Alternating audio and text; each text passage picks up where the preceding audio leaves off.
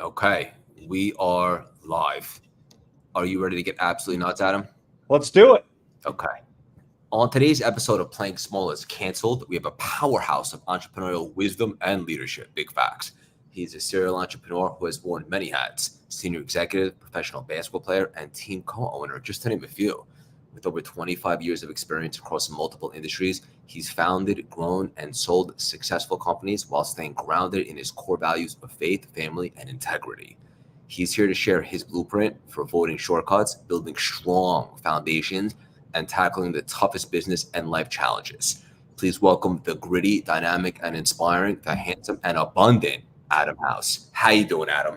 I'm doing awesome. Thank you. Man, when I hear that introduction, I'm like, if people really knew everything that happens in between all of that, then they would wonder if they really want to achieve things in life. I'm sure, and we're going to get into all that.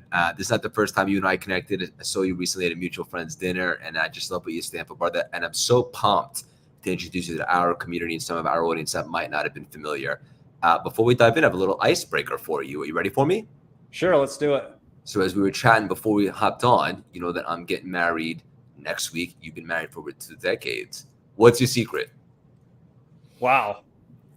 It's more important to find out what her secret is, because being married to an entrepreneur for this long, right, is how it's a miracle. So you learn a lot along the way, and I think as an entrepreneur, and I think we're going to talk about the struggle zone today. It's really self-awareness, right? Like, what are you signing up for when you start out a business? Because 9 out of 10 are going to fail, and you're going to spend 80% or more in the struggle zone. So there isn't a right answer, and that you shouldn't start a business, but just that awareness of what you're signing up for, and communication, I've learned over time is very important. Just in your relationships, family, and of course in your business. I love that, brother. And I love the consciousness that you started with, like going into it, knowing that this is going to be tough. Anything really worthwhile is, whether that's a business or relationship, there'll be ups and downs, but you can cultivate tools to kind of overcome that: grit, resilience, and so forth. But anything really worthwhile in life requires a little bit of toughness, right? It does. And a lot of entrepreneurs talk about the struggle zone and embracing the struggle zone. Well, one thing I've learned is just because you are struggling does not mean you're on the right path. So if you're just grinding every day, and I see people posting on social media all the time, oh, I'm grinding, I'm grinding. Well, if you're grinding in the wrong direction, you're just going to end up like a pile of dust. So having the right strategy, which is where, having mentors, community, and peers that can help you see, are you on the right path?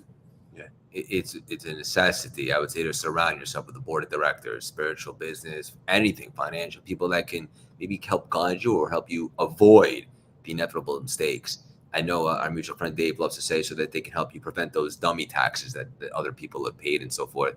You talk about the struggle zone, and it's very important to you. For someone listening right now, we're going to repurpose this everywhere. How can you identify if you're in the midst of the struggle zone?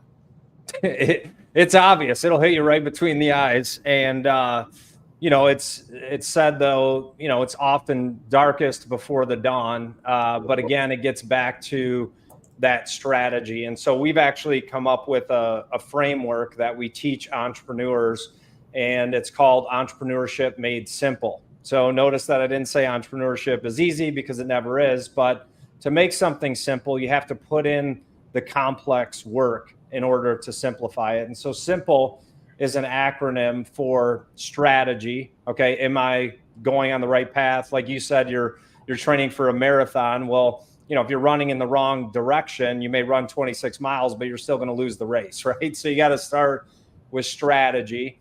Am I going, what is my destination I want to get to?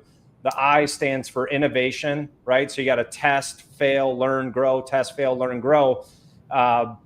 The M, and it's conveniently placed in the middle of SIMPLE, is mindset. Because when you start a business, right, you have all these big dreams. I'm going to change the world. I'm going to disrupt the market. Well, those dreams are eventually going to meet reality, and that is the struggle zone. Okay. And so the things you're doing may not be working or it's not growing fast enough. So you got to have that strong mindset in the middle of building and scaling a business. The P stands for patterns. So you want to look back. Now you've got a good mindset. You've tested things, what's working, what's not. The L stands for leverage. And again, a lot of entrepreneurs, they try to leverage too soon and they're leveraging a lot of the wrong things. So after you've gone through that process, then it's time to leverage. And then the last, again, is appropriately placed, which is execution. So trying to execute too early, again, you're executing on the wrong thing. So once you go through that framework, then it comes down to leveraging and executing to grow your business. This is so good and so helpful. I love a good acronym. Just to ask you real quick. So when someone is leveraging potentially the wrong thing, what does that look like? So maybe someone listening today can prevent that. Yeah, so you're leveraging early on, right? You're on social media. Everyone's telling you how to 10x your business in 30 days, 60 days, 90 days, make 50 grand a month in coaching. You're building your personal brand. There isn't a shortcut. So leverage actually is a natural output of the compound effect of doing the small things every day consistently over time. And then, the business will leverage. Makes perfect sense. And then execution, you said not too early, but also there, at some point, a lot of people are consuming a ton of information, which is just potential. You actually have to apply it, right? Yeah, we're drowning in knowledge, but thirsting for wisdom. So if you're on social media, you're taking in, and I'm interested to see what the long-term effects of this, but we take in so much information during the day, but we don't really apply it, right? And that's where the wisdom comes in. It's actually doing less better than trying to do more not well. Yeah, I think so many people will listen to a podcast or they'll look at some content or they'll read a book and then it's just maybe on to the next thing. But if you think about the metaphor from like working out, like consistency, reps, and then you break down the muscles, you recover, and then you hopefully get stronger.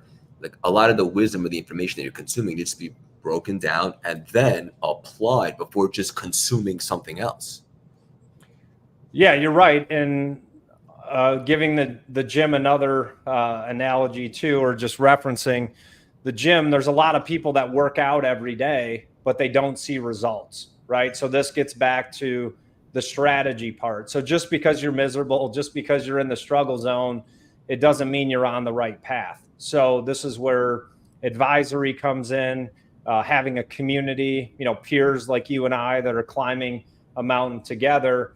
And you mentioned David Meltzer earlier. One of the things we talk about as well is the power of mentoring other people, right? And a lot of people don't feel that they're qualified to mentor others. But if you have a job at a gas station, you can teach someone that doesn't have a job how to get a job at a gas station. So everyone has a story and a way to impact others, but because of self-limiting beliefs, they don't take action on it. So that's really how you 10x your life is empowering others.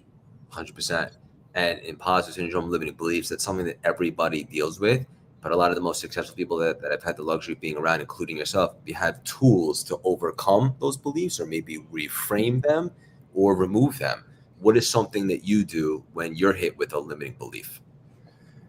I begin every single day renewing my mind, because all day long you are constantly bombarded, profile envy, social media comparison. How come this guy's doing better than me? So for me, it's just the consistent disciplines of renewing my mind, whether it's listening to a podcast, journaling, meditating, praying, all of those things just help control the morning. And then I'm I'm attacking the day instead of the day attacking me. Being proactive instead of reactive. Yeah. Well, you're reacting all day, right? So you can control your morning, get up 30 minutes earlier. It doesn't need to be this. I see all these morning routines on social media now. It's like, dude, when do you work? You're like in the ice bath for half an hour. Then you're doing the sauna. Then you're journaling, the meditation. Yeah. I'm like, dude, do you have a job? So like none of these successful people that talk about it, Tony Robbins, Ed Mylett, they were broke. when they started. Tony Robbins was, getting evicted from his apartment. So now he has all these routines and disciplines, but you can do something small. The key is consistency, not quantity. So keeping the commitments to yourself, that's what builds that self-confidence. Yeah, that trust and then inner accountability. Love this, brother. House of Bricks, what is that? And how could people possibly get involved? Yeah, so the House of Bricks is a community that I started. So it actually started with a podcast. As you mentioned, I've had 3 exits. I took a company from a napkin to the NASDAQ, it's now publicly traded. So I never really wanted my name in lights, never wanted to do podcasting or community, but my wife has always been saying, like, hey, you should share your story and empower others. And so we started the House of Bricks a year ago as a podcast. I had people reaching out to me for advisory services and help with their business. And so then we started the House of Bricks community, and the bricks represent life's experiences. So you have a choice. You can either carry those bricks with you and they weigh you down, or you can lay them down and build a strong foundation.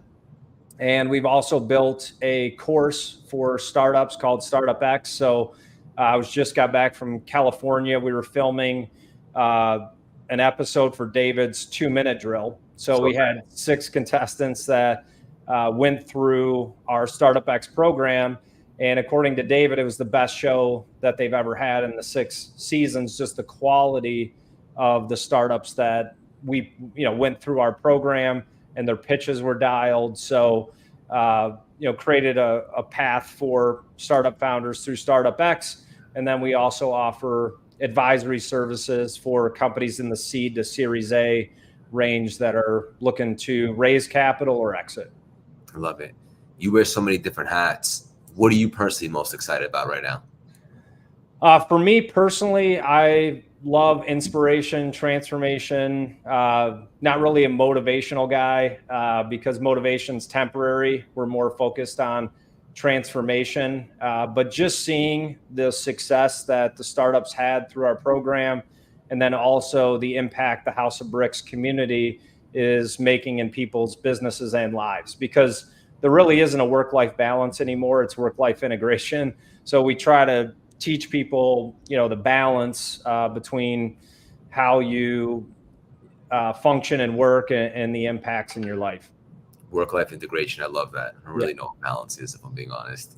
Yeah. I encourage all of our listeners, our community, to check them out, get involved, see what that looks like, see if you're aligned to it and so forth. It's helping a lot of people. And he has a ton of amazing experience. I was checking out some of your content, which I highly suggest everybody do also immediately following this conversation. And I saw a quote that you posted that really grabbed me, and I wanted to ask you about it. You said, we don't see reality, we see our reality. And I thought that was so profound. Let's unpack that. Well, our minds play tricks on us. I don't know if you're old enough to remember, who was that? I think the Ghetto Boys, but my mind's playing tricks on me couldn't be more true than how we live every day. Our minds are programmed to protect us. So that's where a lot of our fear comes from. But on the verge of, when you see fear, there's a direct correlation between fear and opportunity. So whenever you're feeling that fear, you have to know that opportunity is around you, but we get that fear paralysis. And so we often just see our own reality. And that's where, again, advisors help. Why I work with David, because when you're in the business, it's really tough to work on the business. So you need someone to say, like, hey, you're on the right path, or you should be doing this differently. It's really tough to see our own weaknesses. Yeah, beautifully said. I love that. And also your point of view creates a reality, right? Depending upon the conscious that you're looking at your situation. Someone might see limitations, you might see opportunities. Yeah, they go hand in hand. And I shared this at the VIP dinner. And if you're looking at my content, I just wrote about it. But the most expensive place on earth, you know where it is? The most valuable place on earth? I don't know. It's the cemetery.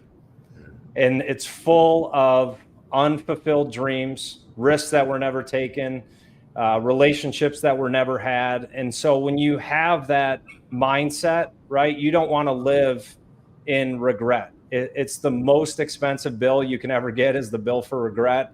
And so we encourage people to take risks, build confidence, keep the commitments to themselves. And that's the mission behind the House of Bricks.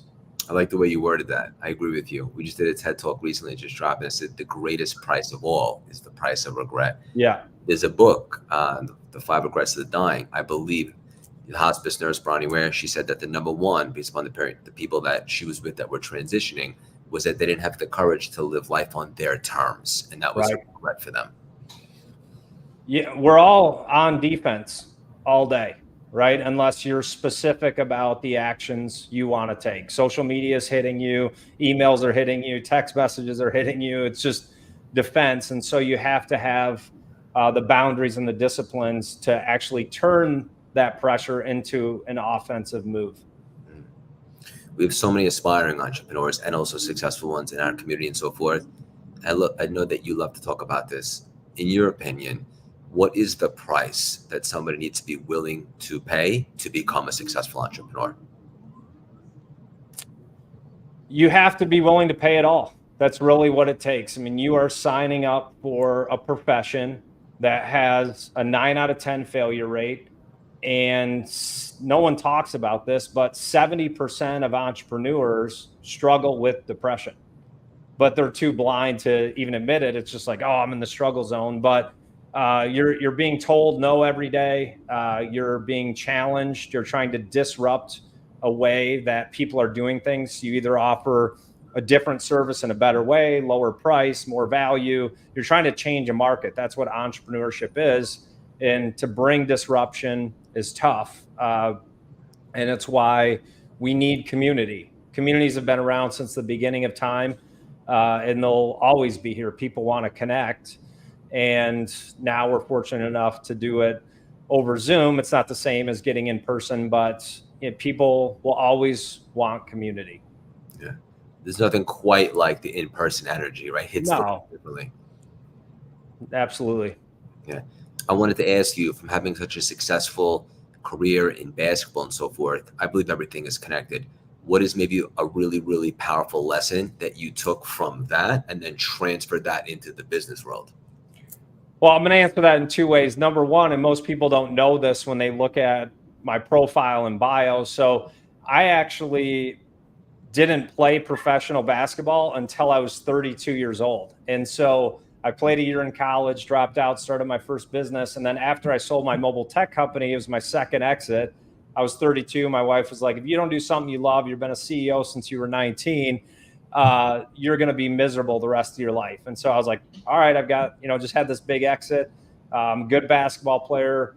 Why don't I try to make a minor league team somewhere? So I actually trained for 6 months, got invited to a combine in Dayton, Ohio, and then got invited to the main camp for the Rochester, New York Razor Sharks, and ended up making the team. So the message there is people always look for their why, and I always look for my why not. Why not start a company? Why not play professional basketball? Why not start a community? Because it's a much shorter path. So love Simon Sinek, but he's kind of ruined a generation that's living in their basement playing Xbox because they're all looking for their why, right? Start with your why not. It's a shorter path.